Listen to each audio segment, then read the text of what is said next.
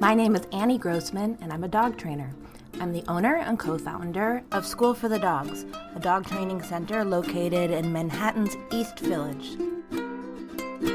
School for the dogs, for the dogs. School for the dogs, for the dogs. On this podcast, I talk about dog training, interview industry experts, discuss pet trends, answer questions, and try to communicate my love for all things related to behavioral science. Thanks a lot for listening. I think this podcast will help make you the best possible human best friend any dog could ask for.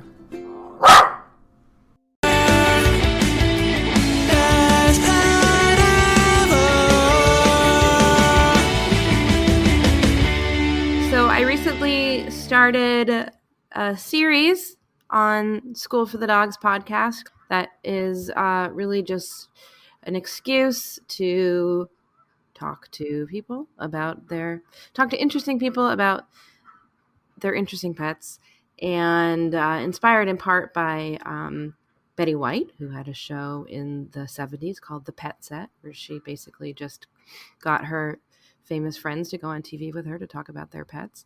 And I was pleased to see that I'm not the only person who's had this clearly genius idea, because shortly after I started this series, I got an email with a subject line, "The Animal That Changed You."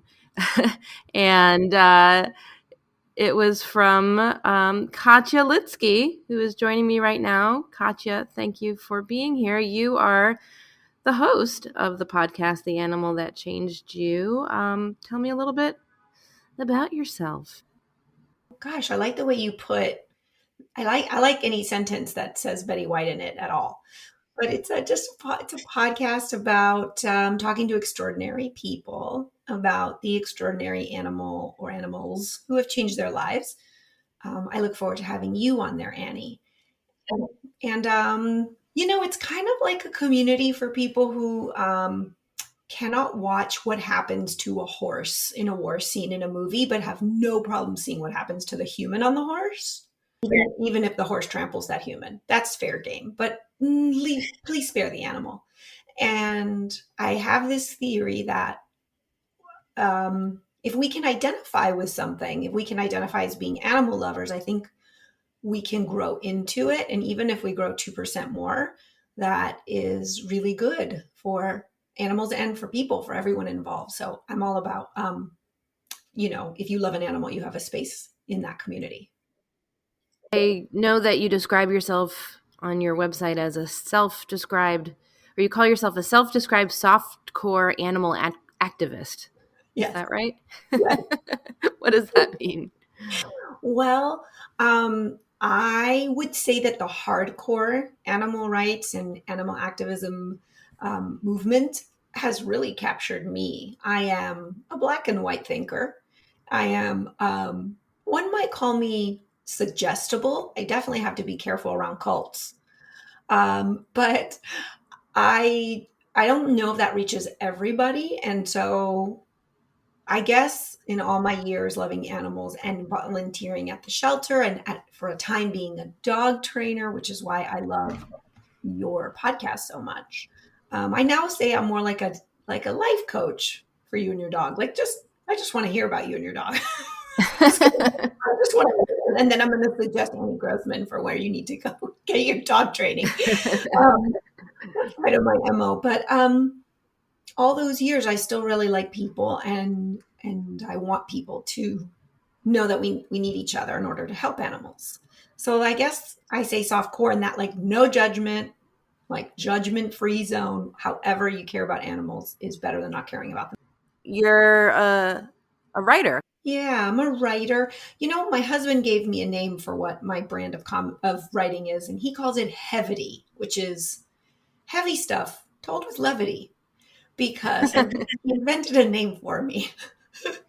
But yeah, I'm a writer. We moved to Austin almost 2 years ago from Los Angeles. Pandemic move to come back to be close to family.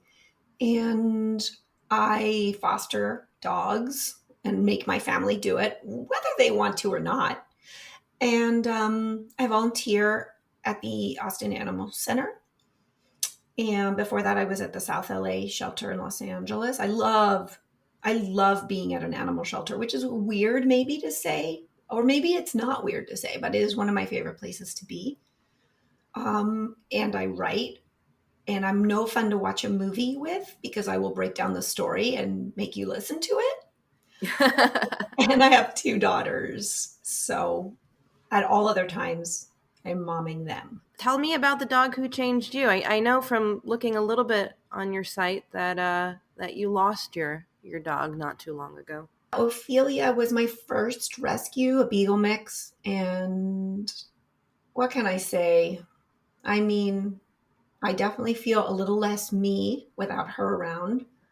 She passed like a month ago at 17-ish years old. We had a long life together. I thought I was maybe going to be like, throwing my body on the floor crying. It's less of that. It's more just a sort of strange discomfort, you know? Now she was a beagle. Tell me about how she came into your life. Yeah, she was a beagle mix. Basically, I was not at my best. I was 26 years old, 25 years old, actually, struggling to be a person. I have OCD.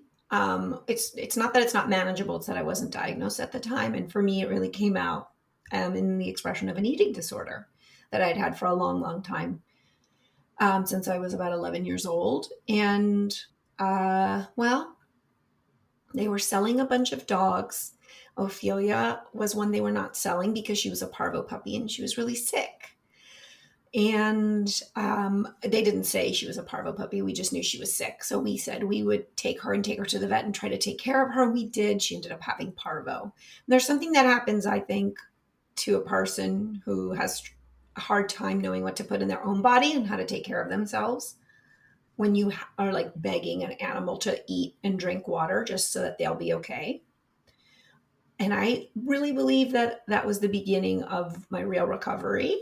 And, her and I didn't have like a precious connection in the sense that like we fought, we would have arguments, we would laugh, we had inside jokes. Like it was real. It wasn't like this, so sweet and everything perfect relationship. It was like the realest relationship I had ever had. All emotions welcome. Okay. Yeah. And she helped me heal from all my stuff because everything became less about me and more about us together, her and I. From there, it was, how can I help more animals? And we fostered, like, I would say now we're like at 61, 62 animals by this point. And how was she with all the dogs you were fostering? Oh my God, Annie, she was amazing. She was like my little assistant. I used to, like I'm sure many people do, that idea of the alpha dog being like, I would love to know how you describe it because you're a pro. But for me, it was like understanding that the dog that's like barking and reacting is not an alpha. And I learned that through Ophelia because she was just so cool, calm, and collected all the time. She would just like quiet a dog with a glance. She was super tolerant of fosters. She would they'd walk in and she'd be like, hi, the water bowl's over here. Here's where we poop. There's where we sleep. Giving them a tour. She was amazing. She was the best. Tolerated me coming home from the shelter smelling like who knows how many animals and just tolerated it all. She really did. One thing I noticed on your website is that you have love letters that you've written to her. That tell me about these. I guess they're blog posts, but they read a little bit like love letters written to almost like a. I mean, I think if you read them out of context, you might think some of them were written to a person or even to. Actually, reading them, I thought some of them sounded like they maybe were written to like an ex or something. It made me think about how when someone leaves your life, even if they're not dead, it can feel sort of like death. But also made me think about how the death of a person or a death of an animal, if you love someone, you love them. That love is real. But tell me more about these letters, if you will. I love how you put all that. And thanks for even looking at them. Basically, October 1st of 2021, Ophelia already had like kidney failure, kidney disease. So we started to do subcutaneous fluids, and I started to sort of really panic about life without her. And for me, because she was so baked into my recovery or my idea of getting better, I got scared, if you will. I thought, oh my God, I don't know what being okay looks like without her. I don't know what recovery looks like without her. Am I going to be okay? I don't want Mike. I felt very resistant. So I tried to just do everything I could. And one of the things I did was call a canine acupuncturist to come. And she was very good at acupuncture and had terrible EQ. She was just very blunt. Like she walked in and was like, yeah, you should be planning for this dog's death. I was like, it's nice to meet you. Um, I was so pissed. And Annie, I don't know about you. I'm very good at tears and sadness and cry. I can cry right now if you want me to. And I'm also excellent at guilt, but anger is not an emotion that I house very well. I like don't know what to do with it. It's like a hot potato. And that day I was like, I'm sitting down to write Ophelia a letter. And I made a promise in that letter that I would write her a letter every day for the rest of her life to prove this acupuncture is wrong, because she predicted Ophelia had a couple weeks left. And Ophelia had 118 days left. And I know that to be an exact number because I literally wrote her a letter for the next 118 days. She passed away January 26th.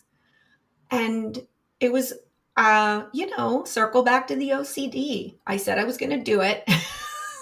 So I did it.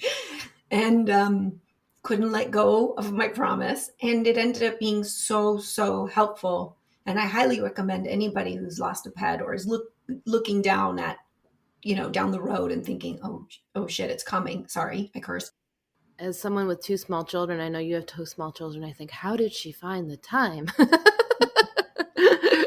But I know when I was faced with the reality that my dog's days ahead of me were numbered, that's one of the fears I felt was, how can I somehow document all that this relationship has meant to me?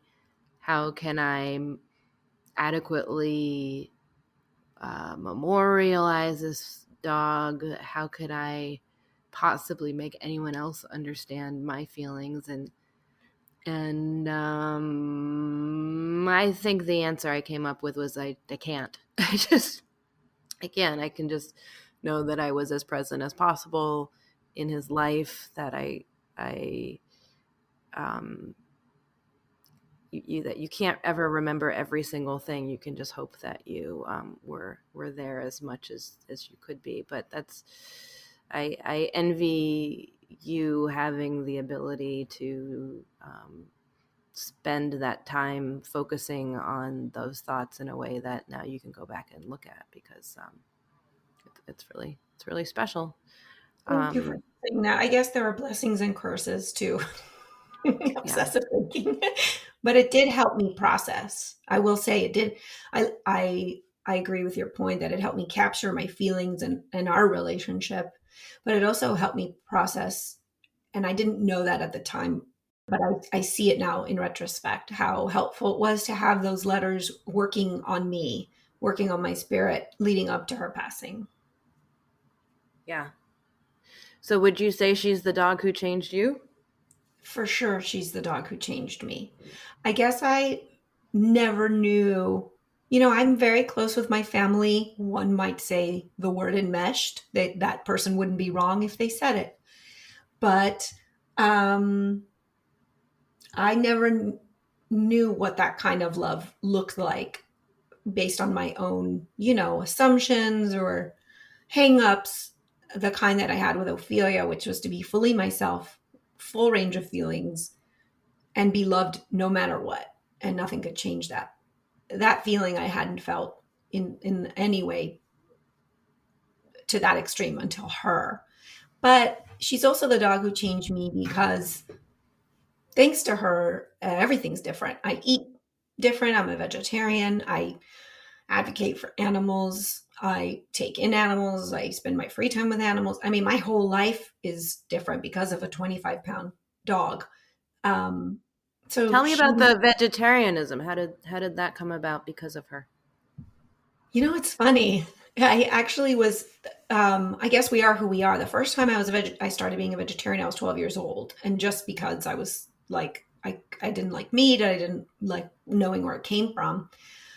It's not the easiest thing if you have an eating disorder you're not dealing with, to lose a food group.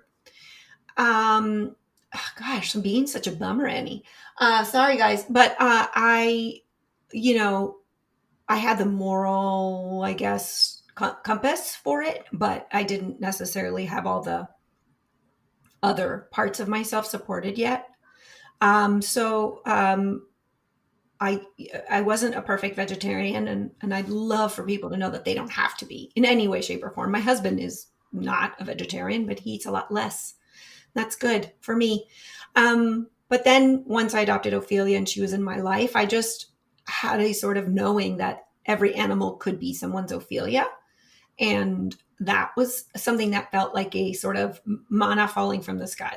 It struck me and I believed it fully and knew that, yeah, I just was never going to be able to slide back. Um, and at that time, I had the support in place to take care of myself. And I wanted to take care of myself, Annie, because I wanted to be okay enough to take care of Ophelia. I think I've had the same feeling not about eating meat or why I would like to not eat meat. Um, that is, how is it that I can be eating chickens and pigs and cows and fish and yet um, lavishing so much affection and attention on dogs and being so committed to just making sure that their lives are happy Yeah. when I very much doubt that this chicken I just ate knew very much happiness. I think a lot about that and often come back similarly to my own struggles just eating well at all and my own Totally relate my, to that. my own I would say inability, or I wouldn't call it a disorder, but like just my struggle to keep myself fed in any kind of healthy way. I bet there are a lot of people in on somewhere on that continuum of Yeah. feeling like a hypocrite and also feeling like there's this necessity to um, eat in a way that is sustainable for my life. But Yeah. yeah, I would say I'm not a vegetarian, but I definitely eat meat less and I eat it differently than I did before I got into dog training. And I've read some really great books on the subject. I don't know if you've read Some We Love, Some We Hate, Some We Eat. No, I haven't That's read that. by Hal Herzog. It's a really one of my favorite books. Uh, Well, I want to. and what's funny too is when I pretty early on, I think in my dog training days, I got it in my head. I started wondering why we don't eat dogs at shelters, which I know is a gruesome thing to even suggest. But but Stop. I started to think about like, well, if you're really going to go for local food and animals Hmm. are in the law, an animal is an animal. Um, and if you're going to eat meat, the least hypocritical thing to do, I guess, would be to kill animals that are dying for reasons other than being raised for slaughter. Anyway, I had this whole like line of thought, and then there's a whole chapter in a book, uh, the book "Eating Animals" by Jonathan Safran Foer. I love He that has book. he has a whole chapter on that's like, why don't we eat dogs from shelters? And I was like, Mhm. oh my God, I'm not the only one who's had this thought. I This would, thought I would say you're a experiment. genius if your guys are mind melding. I just want to put that out No. there. And I also want to push back a little bit on the hypocrisy feeling that you not to dismiss or take away that you feel it, but for whatever it's worth, just to be an alternative voice to that, and to, I guess, invite you to not put that label on yourself, because I feel like, and this is why I was so committed to creating a community with the Animal That Changed You podcast that was non-judgmental, because honestly, that line never ends. It's like, okay, now I'm a perfect vegetarian, but I'm not a vegan. Okay, now I'm a vegan, but I'm not perfect that one time or those times when I travel. Okay, now I'm a perfect vegan, but I take Tylenol. Tylenol was tested on animals. Okay, so now I don't take Tylenol. It just never ends, because it's just impossible to live in a pure world. And I am absolutely not saying, so why do we care, give up and eat everything and don't, have no heart. That is not what I'm suggesting. But I do think I, anyway, have a gut feeling when I know I'm doing my best. That like click feeling when you're like, I'm doing okay. This is good enough. And for my husband, that looks like eating a lot less meat than he would, maybe twice a week. And for me, it looks like not eating it at all. But whatever that looks like for you is good enough. And I really do believe that. And in 5 years, it might look different. But I think letting it be good enough is what will let you get 5 years from now to a space where you do a little bit more. That's encouraging. I like putting it that way. Where are you with animals now? I guess both work-wise and home-wise. This brings me to my question to you, as well as to answering your question. I write about animals, and I have my podcast about animals, and I really just want to connect with other people who care about animals. That's like my favorite thing in the world. I have a dog named Sassy, who's a beagle mix. Also, because I have a type, and she came as a foster, and we kept her forever. She's really good with my kids. And I'm looking at a hound dog, I guess a treeing walker hound dog, something like one of those bigger ones, at the Humane Society here, who has an eye disease, like the dry eye disease. Why am I telling you all this? I'm looking for my next foster, and this dog Bessie, this bigger hound, and Sassy, I've noticed, Annie, both are kind of really independent, and especially this new dog Bessie, who I barely know, so I want to give her the credit. But I wanted to ask you how you would recommend. I tend to take needy dogs in and foster needy dogs who like immediately have like a gazillion kisses and love to give and want to follow me to the bathroom. Sassy's pretty independent, but this other dog we're considering taking in, Bessie, is very independent. And I'm wondering how you recommend bonding, and at the same time, me not trying to change her personality. Like accepting her for who she is. She might be more independent than my needy ass. But how do you recommend facilitating a bond despite her level of wanting to be on her own? Just so I follow, your current dog is very needy. Is that what you're saying? No, And she's in the middle. Like, I'm used to okay. needier dogs. My Mm-hmm. current dog, Sassy, is somewhere in the middle. I should be clear. She's like, loves my kids, loves us, but is totally cool, like doing her own thing. But she kind of falls in the middle. This new dog that I'm looking at taking in for our family is a tree walker hound, and a big girl. She's beautiful. She's senior. I love the senior dogs. But she seems like a little bit aloof. And I don't have a lot of experience with dogs who don't immediately want to like lick our faces and be, following us to the bathroom. I really take in really needy dogs, which says a lot about me. And I know this, I'm working on it, but I wanted to ask you, because I was excited to talk to you. It was just a good timing. How you facilitate bonding with a dog like that? I mean, I think if you're bringing and she hasn't been in your space before in your home, this new dog. No, her name's Bessie, and she hasn't. I've gone to visit her a few times. She needs a Mhm. foster. Yeah, I would just make sure that both dogs have their own physical spaces in the home and that they're both getting attention maybe in the same room, but they don't need to be on top of each other. Mm-hmm. Make sure you're feeding them separately and then let them work it out. Let them see you spending time with both of them. Take some good walks together, assuming that that's something that they both can do in the area that you're in. Yeah. Um, Co-walking is a really nice way for dogs to get to know each other, to be outside with you, um, and to interact in a safe way. How do? Leashed but not in your home, Yeah. and let them find each other on their own.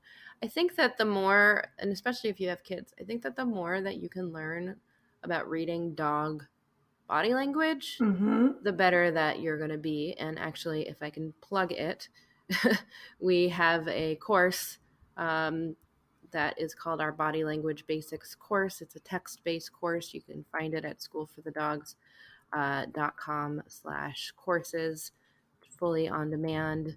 And I think there's some really good information there that can help you and your children um, look for signs of stress or happiness or comfort or discomfort, and arrange the environment in ways that are going to decrease the stress and increase the happy moments for that dog, Yeah, who I is going to be a different dog totally. I a was about different to say dog than that. she is. Yeah, I mean, she's going to be a different dog in the shelter, at your home, than she is in a shelter, and she's going to be a different dog, uh, you know, on the weekend than she was the week that you brought her. Um, Totally. they're all changing all the time, but especially in coming into a very different new environment. Let let the new dog set the pace. I love Um, that. I think it is really helpful to remember that every dog is individual. And so even my years experience, the experience I've had in the years I've had fostering dogs, it's like this dog will be new in a way because I don't know her feedback loop and her signs and her tells. And so I appreciate you reminding me of that. And I'm definitely going to go look up that book for my kids. Um, I also think that, and I've talked about this on the podcast before, but if you realize it's not the right home for, and I mean, and you must know this as someone who fosters dogs, but if you realize that it's not the right home for her, that's okay. You yeah. know, um, Yeah. you will have still done her a favor ultimately. Yeah. Thank you for reminding me of that. I and always need to hear that. and you need to, like I said, you want to take the cues from the new dog. uh you also want to be mindful of the fact that it is your old dog's home, and your loyalty, it makes sense for your loyalty to be with your old dog. So Yeah. And um so, how do I get this new dog, Bessie, to bond with me and to interact with me? Because she seems aloof to me. Annie, just do how do I make her like me, Annie? do some training, work on some hand touches, give Yeah, her hand some touch. give her some fun, I don't know, give her some fun food toys. Right.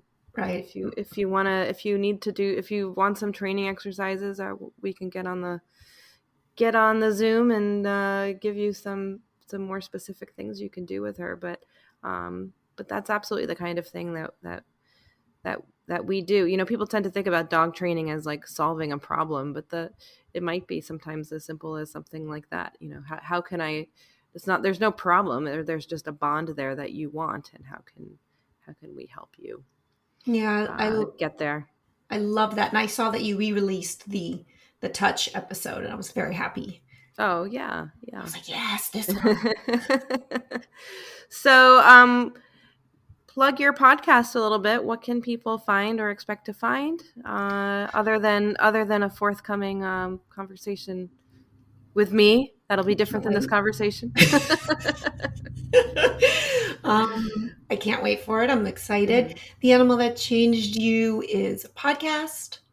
where you get kind of a mix of stories of people who love animals and why. So there's like some heads of animal welfare nonprofits and some dog trainers, and there's some celebrities, and there's people who are deep in animal rights. And then there's like everything in between. So it's hopefully a place where you can identify with someone or everyone as like, oh, they feel that way about animals, and I do too, because I believe animals are like the biggest equalizer, as is motherhood. It's like, oh, we all feel that humility. And so yeah, I aim to sort of run the gamut on the kinds of guests we have, and everyone always comes with a new amazing story of why an animal changed their life.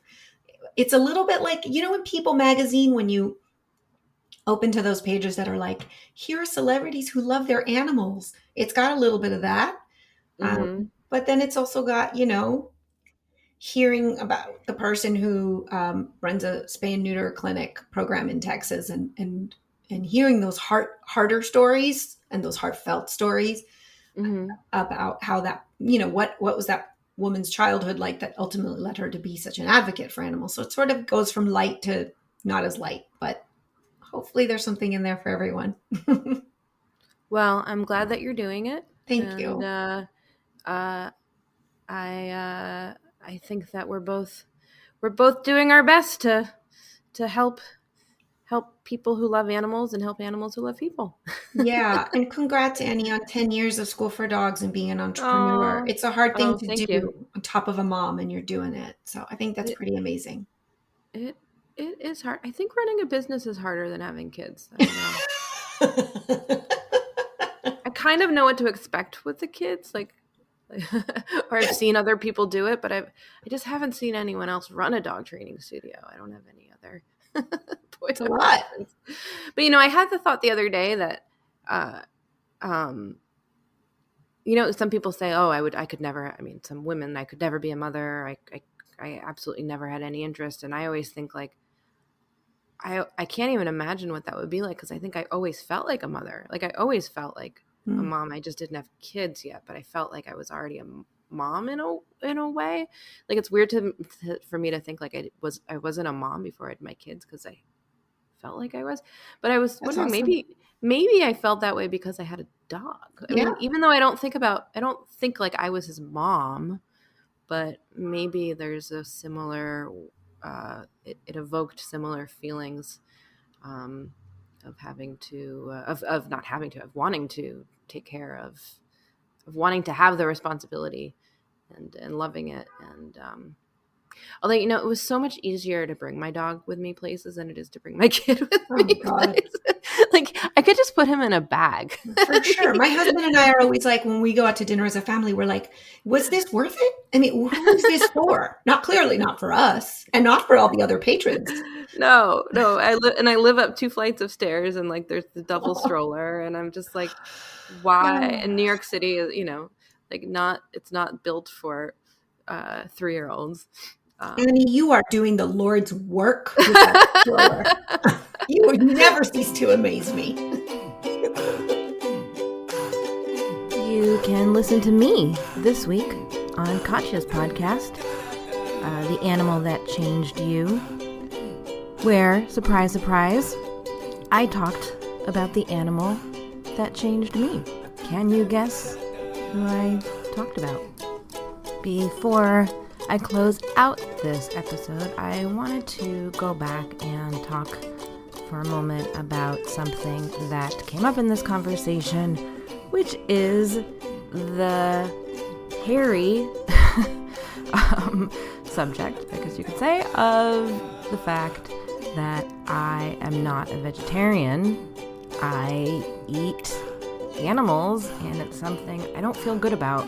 It's also something I don't talk a lot about in general, and not on this podcast, because I feel like a hypocrite about it. I feel like, how is it that I can spend so much of my life trying to make the human world a better place for dogs, and yet there are all these other animals who are suffering because they exist only to be slaughtered and eaten by me, among other people.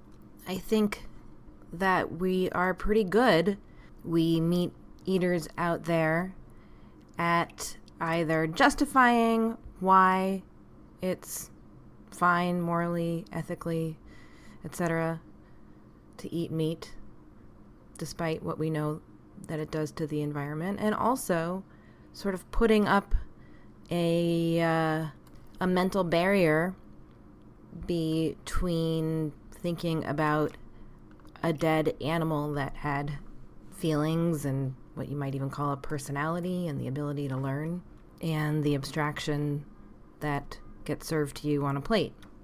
A few years ago, I did a week of chicken training where I worked learning how to use clicker training to teach chickens to differentiate between objects that were different shapes and different colors. And I wouldn't say I fell in love with these chickens or felt that I really knew them very well, but I certainly appreciated their ability to learn, to be affected by their environments, and, I literally held them in my arms.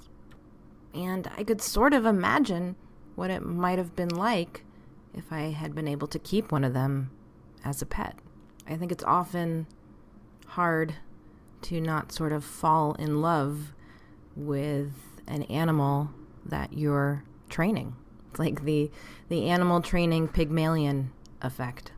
When I started to train dogs, I started to think very differently about how I can love another species, interact with another species, and it has made me think a lot about the ways we eat meat, what kind of meat we eat.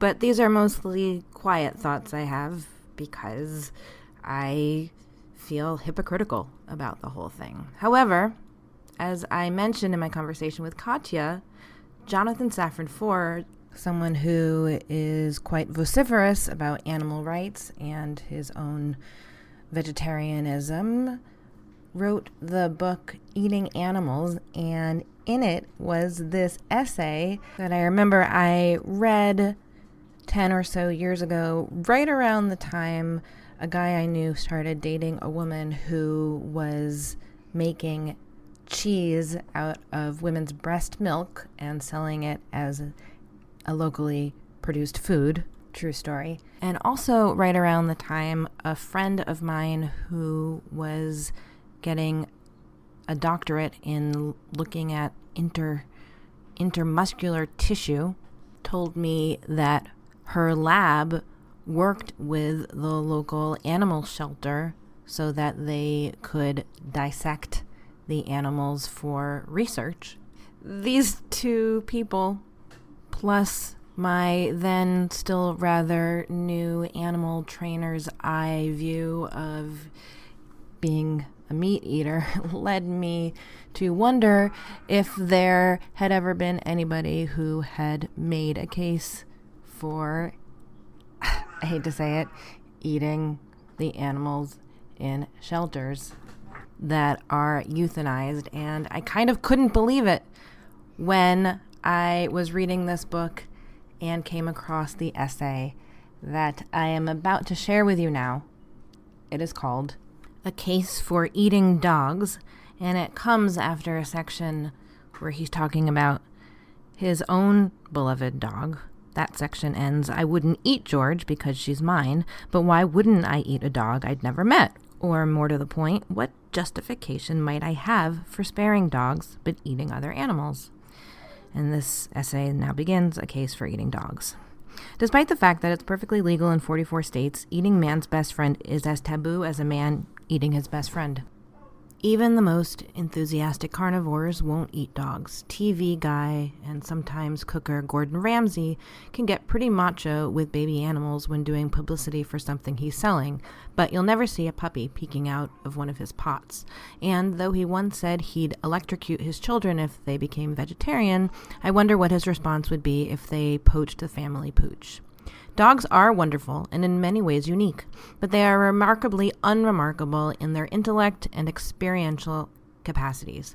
Pigs are every bit as intelligent and feeling by any sensible definition of the words. They can't hop into the back of a Volvo, but they can fetch, run and play, be mischievous, and reciprocate affection. So why don't they get to curl up by the fire? Why can't they at least be spared being tossed on the fire? Our taboo against dog eating says something about dogs and a great deal about us. The French, who love their dogs, sometimes eat their horses. The Spanish, who love their horses, sometimes eat their cows. The Indians, who love their cows, sometimes eat their dogs. While written in a much different context, George Orwell's words from Animal Farm apply here. Quote, "All animals are equal, but some animals are more equal than others." The protective emphasis is not a law of nature. It comes from the stories we tell about nature. So who's right? What might be the reasons to exclude canine from the menu? The selective carnivore suggests don't eat companion animals, but dogs aren't kept as companions in all of the places they are eaten. And what about our petless neighbors? Would we have any right to object if they had dog for dinner? Okay then, don't eat animals with significant mental capacities? If, by significant mental capacities, we mean what a dog has, then good for the dog. But such a definition would also include the pig, cow, chicken, and many species of sea animals, and it would exclude severely impaired humans. Then it's for good reason that the eternal taboos, don't fiddle with your shit, kiss your sister, or eat your companions, are taboo. Evolutionarily speaking, those things are bad for us. But dog eating hasn't been and isn't a taboo in many places, and it isn't in any way bad for us. Properly cooked, dog meat poses no greater health risks than any other meat, nor does such a nutritious meal foster much objection from the physical component of our selfish genes. And dog eating has a proud pedigree. 4th century tombs contain depictions of dogs being slaughtered along with other food animals. It was a fundamental habit to have informed language itself. The Sino-Korean character for fair and proper, yeon, literally translates into as cooked dog meat is delicious. Hippocrates praised dog meat as a source of strength. The Romans ate suckling puppy. Dakota Indians enjoyed dog liver, and not so long ago, Hawaiians ate dog brains and blood. The Mexican hairless dog was the principal food species of the Aztecs. Captain Cook ate dog. Roald Amundsen famously ate his sled dogs. Granted, he was really hungry. And dogs are still eaten to overcome bad luck in the Philippines, as medicine in China and Korea, to enhance libido in Nigeria, and in numerous other places on every continent because they taste good. For centuries, the Chinese have raised special breeds of dogs, like the black-tongued Chow for Chow, and many European countries still have laws on the books regarding post-mortem examinations of dogs intended for human consumption. Of course, something having been done just about everywhere, just about always, is no kind of justification for doing it now. But unlike all farmed meat, which requires the creation and maintenance of animals, dogs are practically begging to be eaten. 3 to 4 million dogs and cats are euthanized annually. This amounts to millions of pounds of meat now being thrown away every year. The simple disposal of these euthanized dogs is an enormous ecological and economic problem. It would be demented to yank pets from homes, but eating those strays, those runaways, those not quite cute enough to take and not quite well behaved enough to keep dogs, would be killing a flock of birds with one stone and eating it too. In a sense, it's what we're doing already. Rendering the conversion of animal protein unfit for human consumptions into food for livestock and pets allows processing plants to transform useless dead dogs into productive members of the food chain. In America, millions of dogs and cats euthanized in animal shelters every year become the food for our food. Almost twice as many dogs and cats are euthanized as adopted. So let's just eliminate this inefficient and bizarre middle step. All right, I'm going to skip ahead some because, of course, this is written not to convince us that we actually should be eating dogs, but to communicate why we shouldn't be eating any animals. Safran Foer spends several paragraphs going into pretty graphic detail about various ways to slaughter and prepare dogs, and I'm going to spare you these parts of this essay, so I'm skipping some parts here at the end here. Continuing, few people sufficiently appreciate the colossal task of feeding a world of billions of omnivores who demand meat with their potatoes. The inefficient use of dogs, conveniently already in areas of high human population, take note, local food advocates, should make any good ecologist blush. One could argue that various humane groups are the worst hypocrites, sending enormous amounts of money and energy in a futile attempt to reduce the number of unwanted dogs, while at the very same time propagating the irresponsible no dog for dinner taboo. If we let dogs be dogs and breed without interference, we would create a sustainable local meat supply with low energy inputs that would put even the most efficient grass-based farming to shame. For the ecologically minded, it's time to admit that dog is realistic food for realistic environmentalists. Can't we get over our sentimentality? Dogs are plentiful, good for you, easy to cook, and tasty, and eating them is vastly more responsible than going through all the trouble of processing them into protein bits to become the food for the other species that become our food. A simple trick from the backyard astronomer. If you are having trouble seeing something, look slightly away from it. The most light-sensitive parts of our eyes, those we need to see dim objects, are on the edges of the region we normally use for focusing. Eating animals has an invisible quality. Thinking about dogs and the relationship to the animals we eat is one way of looking askance and making something invisible visible. Special thanks to Sweet Tea Studios for the sweet jingle. If you like School for the Dogs podcast, make sure to rate, review, and subscribe on iTunes. Visit us to do training at schoolforthedogs.com and shop with us at storeforthedogs.com. Thanks for being here.